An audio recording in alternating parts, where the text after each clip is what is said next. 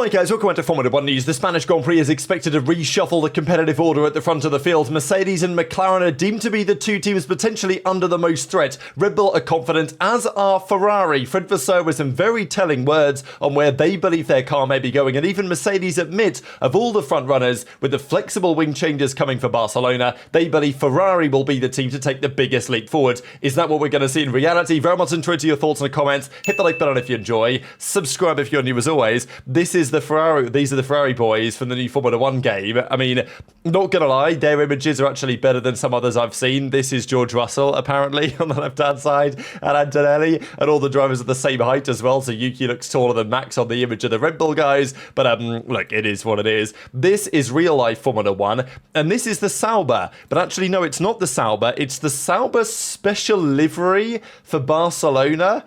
And, well, it actually is different because you guys can probably tell that on this part of the nose and the front wing, the green is simply splodged in different places to where it usually is. But, I mean, what are we doing here, right? Like, you can't be serious and say that's a special livery, so I'm just going to pretend that never even happens. This is potentially a Grand Prix in Africa. Rumour has it that Morocco is looking to host a bid to get a Grand Prix, and this is potentially what the circuit could look like in Tangier. Now, look, I mean, we've got a lot of Grand Prix tracks that potentially could be coming onto the calendar. There's lots of interest around the world. I think it would be in Formula 1's best interests to have a race in Africa again. I mean, like, if you've got 24 races on the calendar, it probably is something that should be happening. There's obviously been talk about South Africa, there's been talk about Rwanda, and now we've got talk about Morocco, but we've also had talk about Bangkok, right, and other cities that want to get involved too. The Madrid, unfortunately, is a thing from next year and beyond. Is that going to replace Barcelona fully long term? Maybe, probably. Would I like to see Barcelona back? Yeah, you guys know my thoughts on that. This is Ben Sulayem. Well, it's not, but these are his words. And what he says is, again, like, you know, you couldn't make some of this stuff up what he's talking about here half the time. And this is what he has to say. Raw deals have been given to the FIA. It doesn't make sense that one driver or one team principal make more money than all of the FIA, and the FIA owns the championship. Is that fair? Now, at the end of the day, the teams and the drivers and everyone involved in that side is paid on the value that they are perceived to generate. It's understandable that people like Max Verstappen are making $100 million a year, and maybe Aston Martin want to pay him even more. Yeah, sure, the FIA owns the championship, but it doesn't necessarily mean they're going to get paid a boatload of money, especially when the FIA is, technically speaking, a non-profit organisation. Doesn't mean, you know, they can't make a profit and do some things with it, you know, funding various ventures. But it is pretty remarkable how Ben Sulayem is the president of what is fundamentally a non-for-profit organisation, and he's always yapping about money and wanting to make more money. So, and there's also been loads of rumours about where this money actually goes. There was some speculation around potential payments to refinance maintenance on public, you know, private jets and stuff like this. And where the money from the fines goes, many of the drivers have said over the last couple of years, okay, you fine us for X, where does it go? And the FIA is like, oh, well, you know, it goes to our initiatives. And, you know, the drivers would like to know where precisely. So just another bit of FIA drama, really. Before we get into the Spanish Grand Prix, this is Gabriel Bortoleto. You guys know, of course, he went into the wall in Monaco because Antonelli sent it down the inside of the second portier, and that pretty much put Bortoleto in the wall. Could he have done anything differently, Bortoleto?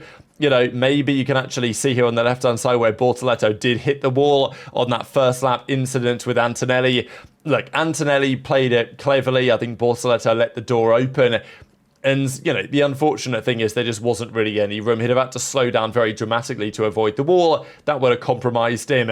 You know, probably he could have handled it better. And was it Antonelli's fault? You know, you can argue it either way. Maybe the rules are written in the wrong way. At the end of the day, it's Monaco, isn't it? You're not going to see much overtaken anyway. Bortoleto, though, on the radio said after the fact, did he get a penalty for that? No. Okay, I will put him in the wall next time. So, you know, just had to share this because any sort of driver drama or rivalry is always worthy of note. We know what happened, of course, with Fernando Alonso and Liam Lawson after the Austin Grand Prix last year. Lawson made his comment, and ever since then, there's felt like there's been a bit of animosity between the pair of them. So between the rookies, you know, I think Bortoleto's actually done a really good job in the Sauber compared to Nico Nico Hülkenberg. Antonelli's probably been the most impressive of the rookies, maybe, but of course you could throw Isaac Hadjar right up at the top of that list as well. I think either one is a reasonable answer. I would have said Antonelli until Imola and Monaco have been tough, and Hadjar's continued to deliver good performances. So I think you can probably argue that either way. And Paul Saletto's, to be fair to him, not been far off either. Unfortunately, he is in the green car, as we know. But any kind of drama like this, we'll keep an eye on. Of course, he said it in the heat of the moment during a Grand Prix, so I'm not necessarily expecting him to punt Antonelli off track, Barcelona 2016 style, but it's always possible. Now, let's talk Ferrari. This is a phenomenal shot, of course, as always, from Monaco. But during the Monaco race, there was lots of talk, of course, about the radio discussions between Hamilton and his race engineer, Riccardo Adami, to such a degree, actually, that AMUS put a whole article together on this about potentially the need for a new race engineer. It's just been a talking point because we know that, of course, Charles Leclerc used to have a different race engineer. They got rid of him, Xavi Marcos, and they put in the new guy, Brian Bozzi. And since then, it's been working a lot better, it seems, for Charles. He seems happier with everything, whereas Hamilton is not, to say the very least. So, anyway, the article kind of discusses the problems. Vasseur says, oh, it's no issue, what are you talking about? But Leclerc's very happy with his new man. So, there is a feeling that maybe they could try a similar thing with Ferrari or with Hamilton as well on the other side of the Ferrari garage. But the big talk going into Spain is the changes to the flexible wings, especially the front, but also the rear of the car. The Ferrari wings and basically every other team wings are no longer going to be compliant. So whatever we saw, the bodywork on these cars for the first few Grand Prix is now different, and notably Verstappen was intending to be within 25 points of the championship lead by Spain to put themselves in a fighting position because Red Bull are confident this will help them with respect to McLaren. And Verstappen is precisely 25 points behind Oscar Piastri, 22 points behind Lando Norris. Piastri, I think, has now secured 7 podiums in a row this year, and I just therefore recognise that actually Spain is the 9th Grand Prix, so I'm just changing that real quick in the bottom right-hand side. Monaco, of course, was the 8th, and he didn't podium in Australia, of course, because of that incident when the rain arrived, and he ended up in 9th after a great final lap overtake, as we well remember, at least at the end of the Grand Prix against Hamilton. But you guys know the story on that. Since then, Piastri has been mega consistent in qualifying and the race, but Lando in Monaco, when it really mattered, delivered a stellar performance in qualifying and in the race to get the job done in the end. But Verstappen still remains within striking distance, and this is now the main talking point to say, okay, who's going to benefit the most from this? And is it potentially even someone rather unexpected? So McLaren are expected to suffer with this. They were the team, potentially led by Rob Marshall, former Red Bull man. He's been leading the way at McLaren over the last couple of years from a technical perspective. He was known in his Red Bull days to be the master of flexible wing technology. He would come up with all sorts of ideas, some of which would be illegal, some of which would be legal. They would presumably only put the legal ones on the car.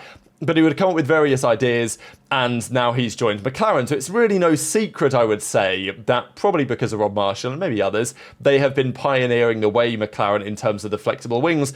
The Mini DRS was a major talking point last season and continuing into the start of this year as well. But fundamentally, there are performance advantages to be gained by having some great degree of flexibility in the wings beyond what is technically allowed by the rules. But if you pass the tests, then that's fine. But what they're doing is tightening up the tests, making the tests much harder to pass, and therefore meaning that even if you can go beyond the limit of what they want to see as possible, the limit is now significantly reduced because the tests are going to be harder to pass in terms of static load. You put 1,000 Newton weight on the car and then you see what it does, right? On the front wings in certain spots. That's a lot of weight, right? It's a lot of flexibility potentially, but it can't flex by that much. That is the new rule. However, who's going to benefit and who is going to suffer from this in terms of the context of the front runners? It's difficult to suggest how Williams might get on, some of the other effects further down the grid. But of the real front runners who are potentially fighting for the championship and maybe for race wins from now to the end of the season, this is relevant. So the theory goes that Mercedes and McLaren are the two teams that potentially will suffer the most from this. McLaren because they've pioneered the way, but Mercedes because you look at the onboards, they do seem to have the most flexibility maybe of anyone on the entire grid. Certainly up there with McLaren.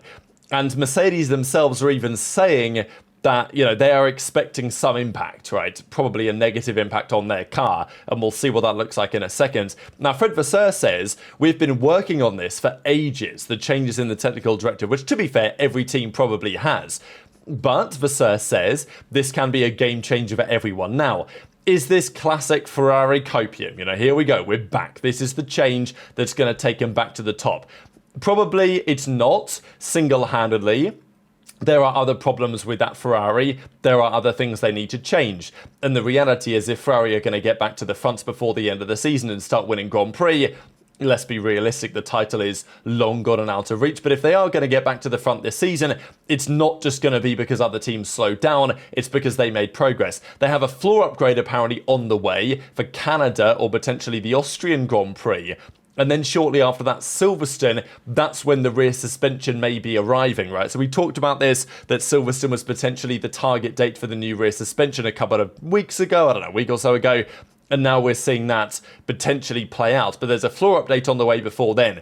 So there are changes to the car, and I think fundamentally it's got to be recognised that every team's wings will be less flexible as a result of this change. You know, I don't know what Sauber are up to, but you know what I'm saying, right? The top teams anyway, that is certainly true, and even Ferrari's wing that they've used until now will not be compliant. So on some level, every car should get worse. It's just a matter of how much worse the cars get and whether that brings some other team back into play. What I thought was very fascinating about this, though, was Mercedes' perspective. So before we just discuss this comment from Toto, I did have another comment here from Mercedes who said, Bradley Lord, their PR guy, says, at the moment, we don't know what's going to happen to the W16. That's the honest answer. It is also interesting that the W16 at Mercedes started the year looking nice and compliant, like it was a car that they could build on. But after the upgrades they brought for the last couple of rounds, if anything, they've gone backwards, right? So I think the Spanish Grand Prix is going to be a very telling weekend for Mercedes and where they go from here, especially if it's true, they might be one of the most affected teams by this front wing technical directive. And look, the other teams, Red Bull and, you know, McLaren are kind of saying, oh, we don't think it's going to do much. Mercedes is saying, well, we're not really sure, which doesn't sound like a particularly positive sign, especially when Toto Wolff says, I think that what we have seen is that Ferrari was probably the most conservative on Flexi-Wings. What it's going to do on the pecking order is something that we need to look at. But the first part of this, of course, is very relevant because based on Mercedes' calculation and understanding of what they have seen, they believe that Ferrari have been exploiting the rules least effectively of all the teams. And look, maybe based on the numbers that we've seen and some of the onboards that we've seen, I would say that that's possibly true.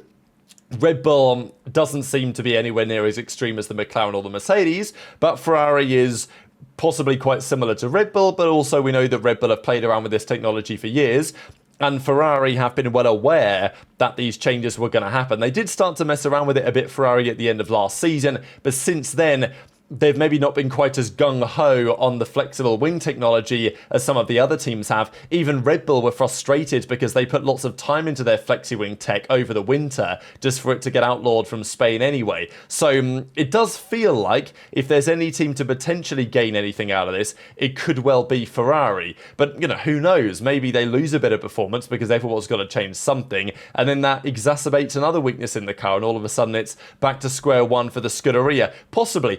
The other team, of course, is Red Bull Racing. They are the other most confident team around this whole situation. They've got some upgrades on the way as well, apparently, in terms of the time management, because even if the Red Bull, after Spain, is now the fastest car over a single lap, and who knows, maybe it is, certainly in the hands of Max Verstappen, doesn't necessarily mean the McLaren are going to lose in the end of the season, because they probably, even with the flexible wing changes, still have that tyre wear advantage. So that's something that Red Bull are looking to do. They hope that the changes for Mercedes and McLaren will be significant, right? So Red Bull's perspective is the front wing change that Red Bull are going to have to do is minimal, with the hopes that McLaren and Mercedes, who are more reliant on this aero elasticity, will lose more performance under the rules. No mention here of Ferrari, so potentially in a similar boat to Red Bull in terms of they're looking forward to the change. Vasseur does, you know, obviously the classic PR statement. We come to Barcelona off the back of 2 positive races.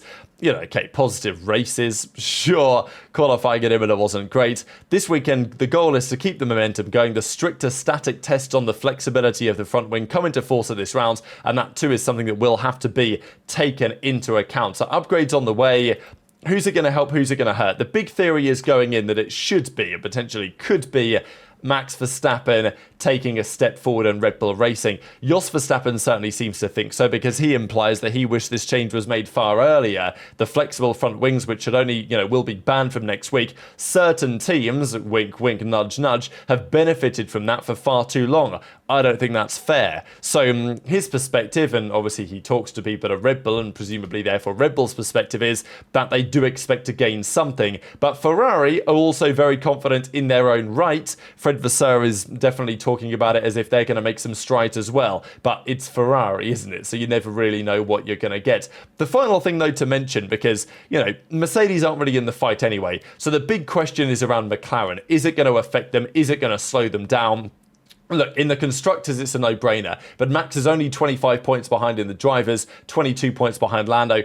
It's absolutely all to play for, with two-thirds of the season still yet to go.